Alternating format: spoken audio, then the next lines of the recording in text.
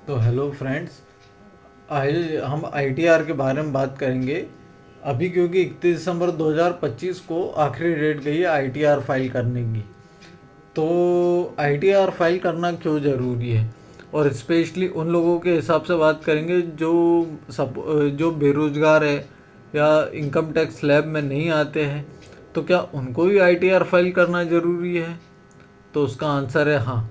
जरूर in the sense ऐसा नहीं है कि अगर आप नहीं करते हो तो आप कोई जुर्म करते हो, लेकिन करना चाहिए क्योंकि इसके बहुत फ़ायदे, भले ही आप बेरोजगार हो तो भी।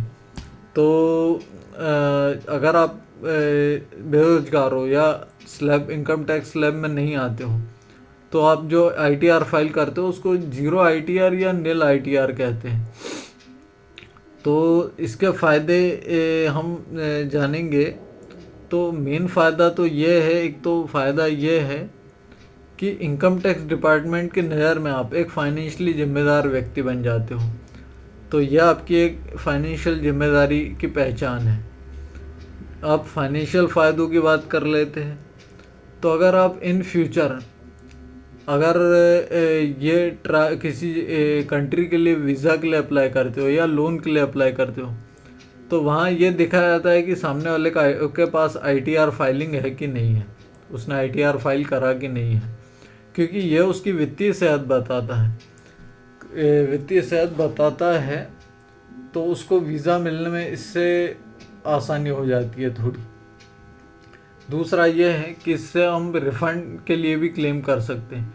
सपोज़ भले ही हम इनकम टैक्स नहीं भरे, लेकिन सपोज़ अगर हमारी सेविंग, हमारी एफडी पे जो ब्याज मिला उस पर कुछ टीडीएस कट गया, तो उस सर्टेन कंडीशंस में हम इसके लिए भी रिफ़ंड के लिए क्लेम कर सकते हैं। तो उसके लिए आईटीआर ज़रूरी रहता है।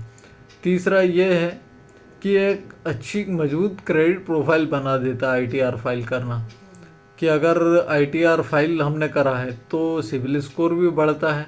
उसके अलावा लोन के लिए अप्लाई करते हैं अगर हम, चाहे वो होम लोन हो, पर्सनल लोन हो या नए क्रेडिट कार्ड के लिए, तो अगर हम आईटीआर फाइल करते हैं तो यह वहाँ भी काम देता है।